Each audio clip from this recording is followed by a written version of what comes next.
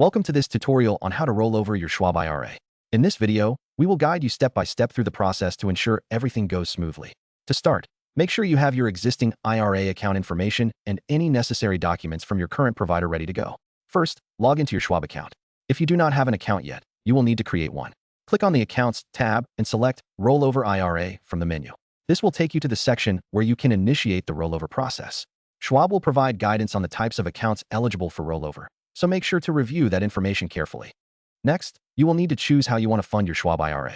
You can opt for a direct rollover, where the funds are transferred directly from your existing account to Schwab, or an indirect rollover, where you receive the funds and must deposit them within a specific time frame to avoid taxes.